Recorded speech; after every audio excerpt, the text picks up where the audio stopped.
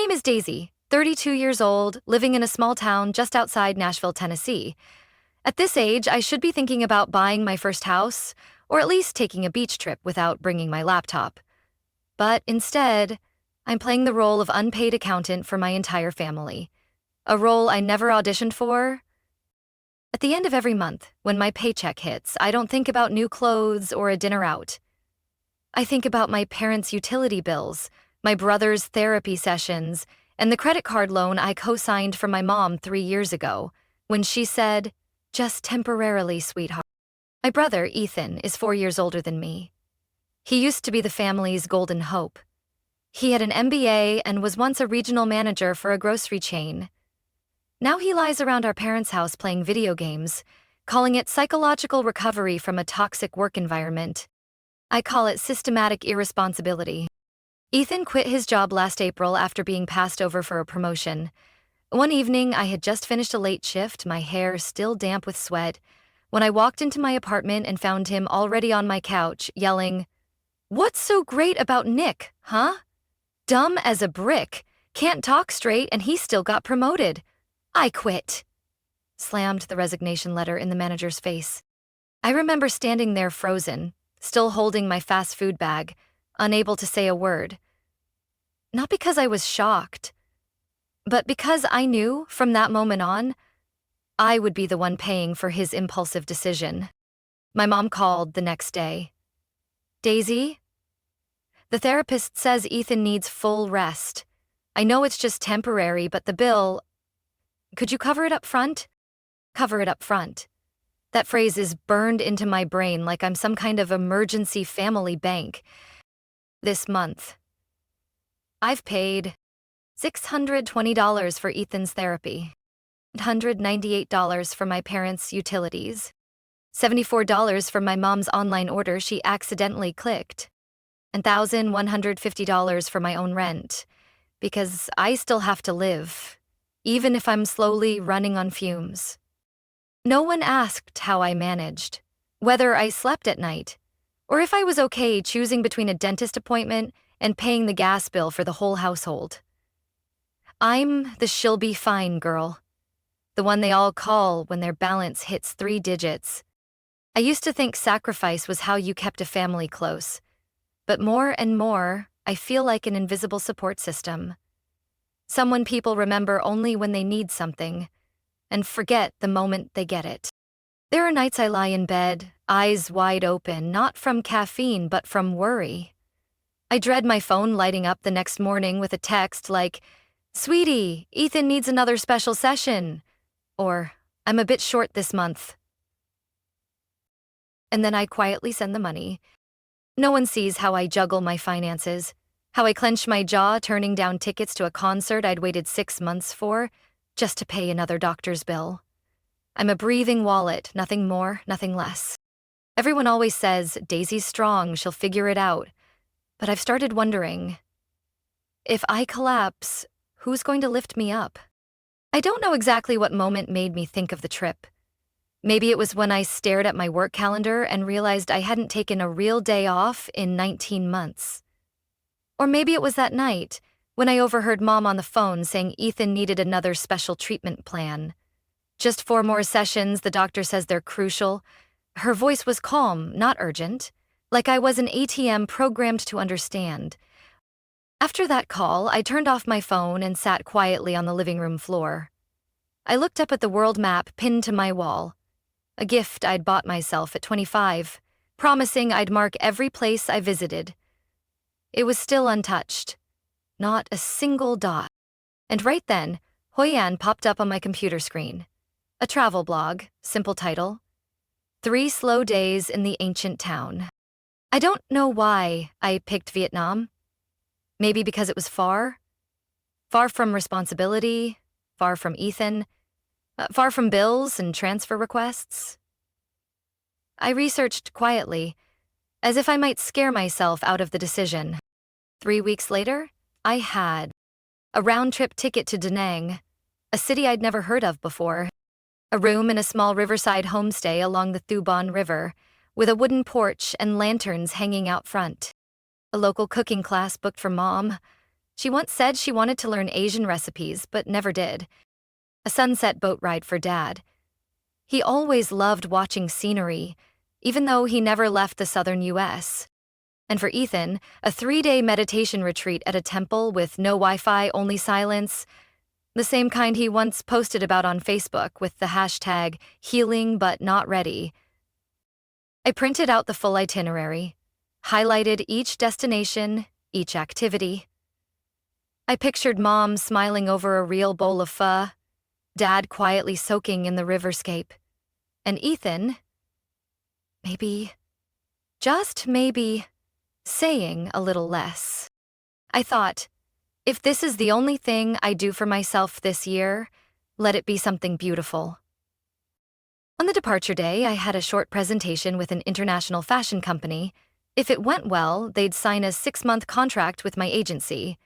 I got up early, white shirt pressed, hair tied neatly, suitcase by the door. I planned to go straight from the office to the airport without returning home. On my way to downtown, I played some light acoustic music. Nashville had sun that day, but it was cold. Dry chill creeping through my scarf and collar. I glanced at the clock, mentally calculating. 45-minute presentation, leave for the airport by 3:30, check-in at 4:15, board at 6. I didn't see the truck speeding through the intersection. All I remember is the screech of brakes, the shatter of glass, and then silence. When I opened my eyes again, there was a blinding white light above me. Everything felt distorted, sound fractured in my ears. My left arm wouldn't move, and my right leg burned like it was being sliced by 100 blades. I tried to move my lips, but only a faint sound came out. "You're awake?" a gentle voice said. "Don't push yourself. You have soft tissue injuries and a fractured right femur. But you're lucky. Very lucky." I wanted to laugh. Lucky? I was lying motionless in a hospital bed just 2 hours ago, planning to fly halfway across the world to finally catch my breath. I asked in broken whispers, "Where's my family? Do they know?" The nurse nodded. "We called right after you were admitted. Your mother said she's coming." I closed my eyes, trying not to think about the itinerary sitting neatly in my purse. Not think about the plane ticket. Not think about the look on my parents' faces when I'd tell them I planned everything just to find some peace beside them. But deep in my chest, something hardened. A nameless fear. A sense that the real crash wasn't caused by the truck, but by the people I called family. I don't know how long I was unconscious. I only remember that when I woke up the second time, the light outside the window had softened like a late afternoon falling quietly. My head pounded, my throat was raw. I turned slightly and saw my bag on a wooden chair beside the bed, not a single family member in sight. A few minutes later, the hospital door swung open. My mother walked in first, beige coat, carrying the tote bag I'd ordered online for her birthday. She moved quickly but not urgently, her expression not worried so much as evaluating the delay of a rescheduled appointment. Behind her came my dad, holding a cup of coffee, scanning the room like he'd checked into a low-budget hotel. Ethan trailed after them, earbuds around his neck, face blank. I tried to sit up. Pain shot through my arm, stopping me halfway. "You're awake?" my mom said softly, barely above a breath. "Thank God." I tried to smile, but my throat burned too badly to speak. After a few seconds, I gave a small nod. "I'm sorry. I guess we'll have to cancel the trip." I thought I'd see regret in her eyes, maybe feel a hand squeeze mine, or at least hear, "It's okay. Your health comes first." But my mother simply exhaled and said, with unnerving calm, "Well, actually, we've talked it over. With your condition, we think it's best to go ahead with the trip. The tickets are already paid for, everything's booked.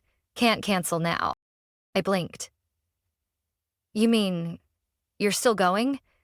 While I'm in the hospital?" "Yes, you can't go anymore," she said as if it were obvious. So I decided to take Ethan instead. He needs the break too. Ethan looked up with a smug nod, like he'd just earned a prize for doing nothing. Is right. A new environment could help me reset. Rebalance? I curled my fingers slightly. In that moment, I realized I wasn't the one being comforted. I was the one being replaced, even in my own dream. What about my apartment? I asked, my voice hoarse. You could ask someone to check on it, or hire a service. Everything's online now. I swallowed hard. They didn't ask how much pain I was in. Didn't ask what the doctor said. Not a word of thanks for planning the entire trip. Just cold, clipped responses. Like I was an event coordinator, and the program had been handed off to someone else. They offered a few polite phrases. Take care. We'll send pictures from Hoi An. My mother even placed her hand lightly on my shoulder before leaving. Like a feather, as if touching longer would imply obligation. When the door clicked shut behind them, I lay still in the stark white room, with only the steady beep of the heart monitor breaking the silence, slow and cold. I stared at the ceiling, feeling each sharp throb in my chest, and in that moment, I knew. It wasn't the accident that broke me, it was the truth. I had never truly been someone they cherished. I was just the support beam everyone leaned on. I waited until the hallway lights dimmed, until nurses' footsteps faded, until the entire hospital went still like a lake after rain. That was when I knew I wouldn't cry anymore. I reached toward the bag in the corner of the bed. My phone was still there, resting silently, as if it too knew what I was about to do. The lock screen lit up with a familiar photo, my family, at a Christmas party years ago. I looked at it for a few seconds, then pressed and held delete. No reason to keep a moment staged by a role I had exhausted myself to play. I opened my email. Every folder had been neatly labeled. Vietnam trip, hotel, food tour for mom, river retreat for dad, meditation booking, Ethan. I started with the hotel, the riverside homestay in Hoi An. I had exchanged dozens of emails to make sure mom could avoid spicy dishes and dad could request a firmer pillow. I clicked cancel. Non-refundable. Fine by me. Next were the cooking class, boat tour, meditation package, and shuttle tickets. What I once called lifelong memories for my family were now just lines of text I erased with a few clicks. The flight ticket was the final piece. I opened the airline's site, logged in using the account I'd used to book all 4 round-trip tickets. Seeing my name listed alongside Mom, Dad, and Ethan, my eyes stung. But I hovered over Manage Booking, and I kept only one ticket. Mine. I didn't care if it confused them. Didn't matter. People who could leave me in a hospital and call it reasonable could figure out their own hotel plans. When I set the phone down, my body still ached, but my chest felt strangely light. Not because I'd gotten revenge, but because I'd cleared away a memory that never belonged to me. My phone buzzed at 3 a.m. First text from Mom. Daisy, what happened? The homestay said it's canceled? 5 minutes later, from Ethan. What the hell's going on? I don't have a place to sleep. What did you do? By 3:45, Dad called 3 times, then left a voicemail. Handle this, please. Your mother's freaking out. Nobody here speaks Vietnamese. Ich rin shuks. No reply. Just a quiet tap on the Notes app, where I started a simple table. Call, text, voicemail. I began listing each entry. Date, time, content. Not to track them, but as proof that in the end, they only needed me when they needed something. The next morning, there were 14 more missed calls. The messages shifted from confusion to blame. I can't believe you'd do this. Daisy, what does family even mean to you? For everything I've done for you, this is how you repay me? I read each line and it became clearer than ever. I was a means, not family. A wallet, not a daughter. When the nurse came in to change my bandage, she glanced at the note sheet on my table and looked at me with concern.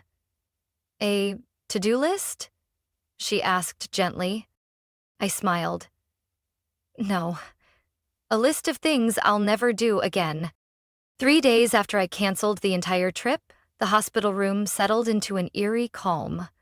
No more phone alerts, no more frantic messages, no more presents from anyone who once called me daughter or sister. To be honest, I thought I'd break. But their absence turned out to be a kind of cleansing. I slept deeper, breathed easier, and stopped checking my phone every 5 minutes like I was watching a ticking bomb. By the fourth day, I was half asleep in the middle of the afternoon when a soft knock sounded at the door. "Miss Daisy? I've got a delivery." I sat up, barely reacting before the door cracked open, and Mira, from the content team, stepped in holding a large paper bag. She was wearing an old hoodie, hair in a messy bun, looking more like someone delivering lunch to a best friend than visiting a patient. "I brought grilled cheese and homemade tomato soup, and not hospital food," Mira said, lifting the bag with a bright smile. "Hope you're not too sick of mint." I tossed a few leaves in. I laughed, for the first time since waking up in this place. "Oh my God, you're an angel." "Not just me," she replied, pushing the door wider. Behind Mira was Caleb, our graphic designer, carrying a massive bouquet of sunflowers and a purple teddy bear wearing a t-shirt that read, "Still alive and fabulous." We voted between a teddy bear, a LED hoodie, and a skull-shaped candle. "Teddy won," Caleb said, stepping in like he owned the place. I just sat there, unsure whether to laugh or cry, and that was only the beginning. The next day, Leah from accounting came by with a paper bag full of old-fashioned magazines and sugar-free chocolate. "You once said you liked old mags because the photos weren't over-edited." I remembered. Then Tony, the quiet, stocky guy from analytics, who rarely said more than 3 words in the office, walked in with a bottle of cold-pressed vegetable juice, set it down, and said, "I was hospitalized for 3 weeks once. Back then, anything someone brought felt like gold. I'm paying that debt forward." I watched them. People I once thought of as just coworkers, clocking in and out with no obligation to care. Yet they showed up. Not to ask, not to guilt trip, not to make me feel bad for not working more, but simply because they wanted to. I wasn't used to this feeling. Care, without a catch. "Are you okay? Does it hurt? Want me to bring anything else?" One afternoon, Julia, my direct manager, came by with a handwritten schedule. She placed it on my bed and said, "Here's the new work plan for the next 3 weeks. Nothing will fall through, don't worry. And this," she added a small tote, "are some documents from projects you liked. Brought them to read, not to work." I laughed, for the second time that day. Julia tilted her head and said, "Daisy, next time you want to disappear, just say so. Don't let a truck do it for you." I laughed until tears came. One by one, each small snack, each kind joke, they were like patches, slowly stitching together the part of me torn open by disappointment. I realized some bonds don't require blood to feel like home. Some people show up not to ask, "Why did you fall?" but to say, "I've got arms. Let me lift you." I was practicing standing on my own for the first time without help. Every step was a deep breath. Every ache a reminder that I was still here, still alive, even if the ones I needed most had walked away. My IV line still dangled from my arm. I leaned lightly on the metal bar by the window, heel touching the cold floor, when the door burst open. My mother stormed in first, hair disheveled, sunglasses sliding down her nose. Her white blouse was wrinkled, suitcase dragging behind her. My father followed, face flushed, whether from sun or fury I couldn't tell. Ethan trailed behind, same old hoodie, earbuds around his neck, walking like someone just kicked out of a 3-star hotel. Have you lost your mind? My mother nearly shouted the moment she entered. What kind of stunt is this, Daisy? Canceling everything and leaving us stranded like beggars in the street? I didn't say a word. They felt like strangers, like visitors checking in on someone they barely remembered. For a second, I forgot they ever called me daughter. Ethan dropped his suitcase in the corner, like tossing guilt into my lap. You did this on purpose, didn't you? Wanted us to suffer? To get revenge? My father said nothing, just crossed his arms and glared like he was calculating the money lost. My mother stepped closer, voice sharp. Is this how family behaves? After everything we've done for you? I raised my hand. I'm gonna say this once, and it'll be the last time. For the past year, I've covered every single bill. Utilities, rent, Ethan's therapy sessions, Dad's medications, and the credit card Mom maxed out. I've had no days off, no dreams for myself. I've just been trying to hold everything together. I turned to Ethan. And you? You call your absurd demands modern job standards. You turned down one interview after another because they didn't have a nap room or flexible culture. While I was bent over working late every night paying for sessions you never even thanked me for. I swallowed, my legs still trembling, but my voice had steadied. Then I got in an accident. I nearly died, and the first thing Mom thought about was who'd take the trip in my place. My mother furrowed her brow. We just didn't want to waste the money. No, I cut her off. You didn't want to waste the convenience. You didn't want to miss out on the experience you'd already booked. And Ethan, the one who hasn't paid a single cent, gets to go in my place. Meanwhile, I'm here, with 17 stitches, and not one of you bothered to ask how I really am. My father scoffed. So, what do you want now? My eyes met his, steady and unflinching. I don't want anything. But from this moment on, I'm done letting anyone take anything more from me. My mom went quiet, then muttered, Back then, the doctor wasn't sure you'd walk again. If you were going to be disabled.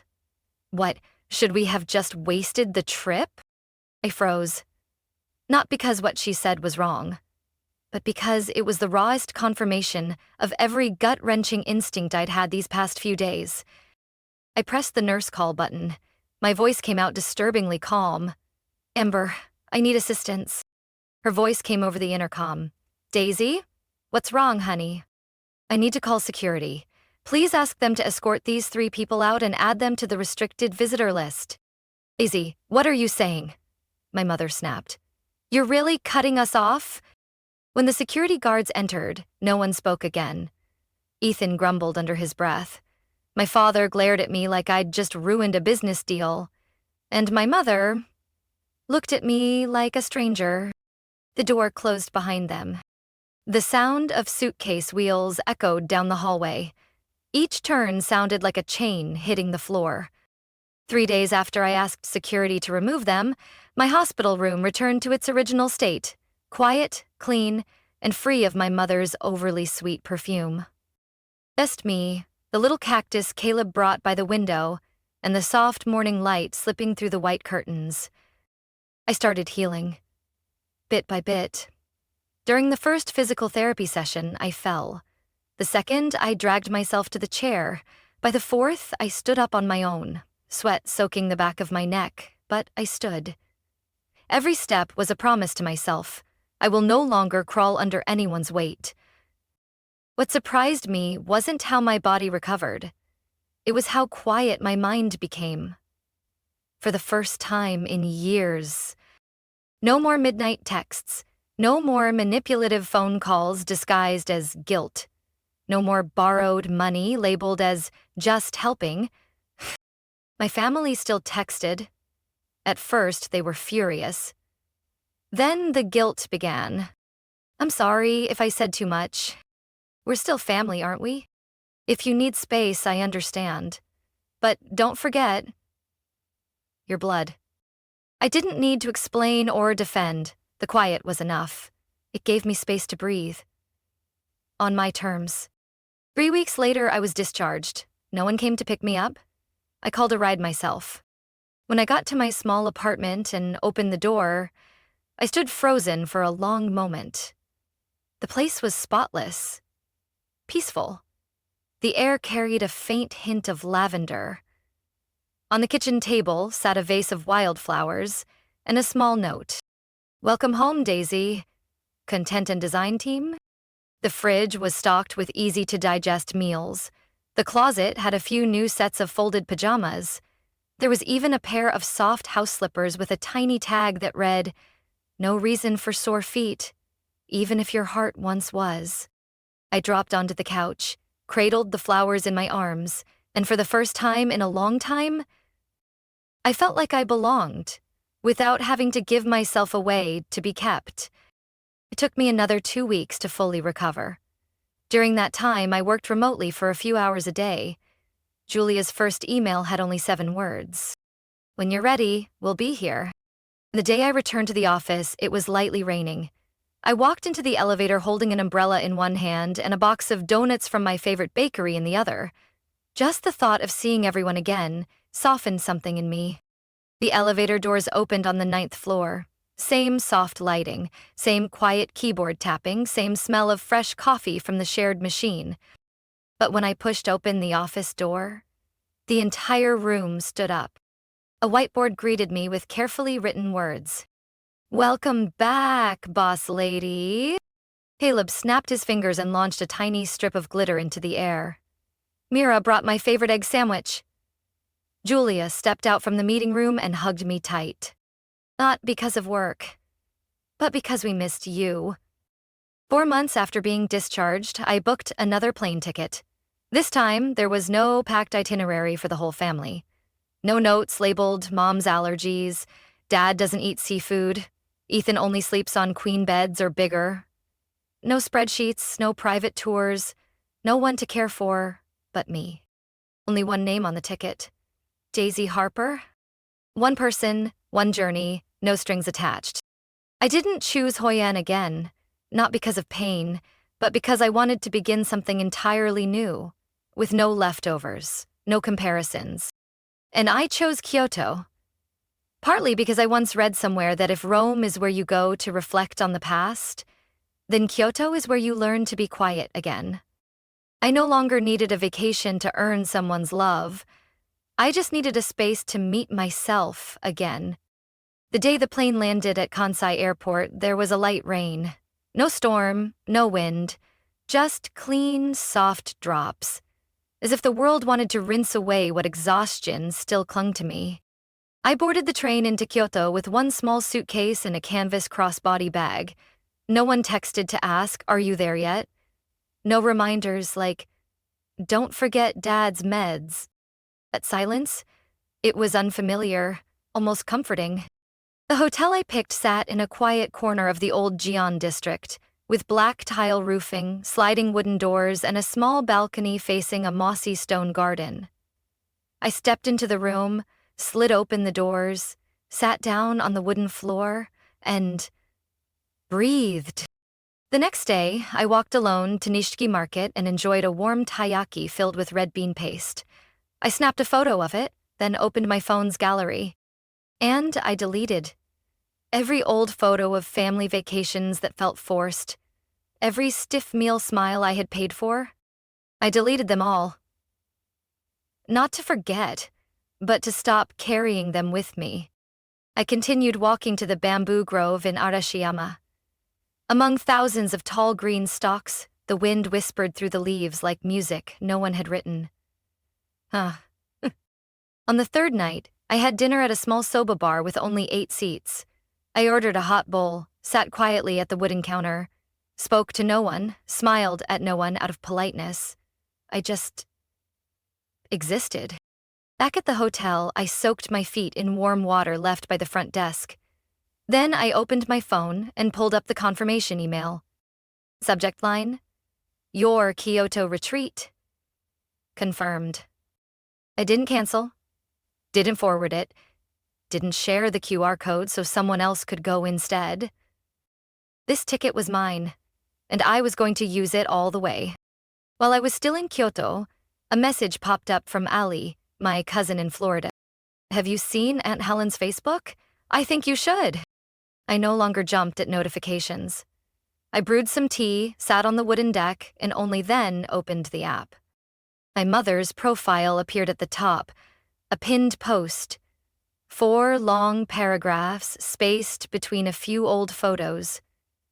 Photos of me, smiling, and words that read like a teary-eyed monologue. We're parents who spent our lives nurturing and protecting, and one day our daughter turned her back and left us stranded in a foreign country. Our love rejected, our family treated like a burden. Who can understand a mother's pain when her child denies even blood ties? Below, some of her old friends commented in sympathy. One wrote, "Kids these days are so selfish. Hope you find peace soon." Ali was first. Maybe people should know that the ungrateful daughter paid all the household bills for almost a year. Then Tony, my cousin in Texas, whom I helped cover tuition for 2 semesters when his parents lost their jobs. Daisy didn't abandon family. She just stopped letting family treat her like an emotional ATM. Next came a comment from Greg Dad's former coworker. I watched Daisy drive her mom to physical therapy every week, while the older brother stayed home playing video games. There's always another side. The post vanished from Facebook in under 24 hours, but it was too late. Screenshots had already made their way around the family group chat. I left it untouched. No comments, no clarifications. Just peace in knowing I didn't have to anymore. I stayed in Kyoto for 3 more days. No schedule, no set destinations. Just walking, coffee shops, books. Sometimes I'd watch elderly couples holding hands down narrow alleys, and a strange peace would settle in me. One late night, I sat in the familiar soba shop, where the chef didn't speak English but always smiled when I returned. I ordered a bowl of cold soba, eating quietly to soft jazz playing from an old speaker. I raised my phone, snapped a picture of the bowl, the neatly folded napkin, and the glowing wooden counter. I titled the photo, "First Dinner Where No One Asked If I Was Okay." The next morning, I packed my bag. Everything neat, only what I needed. No gifts to bring back, no shopping because someone likes this. My return flight to Tennessee was at 10 a.m. I arrived at the airport early, found a window seat, sipped a latte, and finished the last few pages of the book I brought. As the plane took off, I looked out the window. Kyoto grew smaller beneath me. I didn't promise to return, but I didn't treat it like an ending either.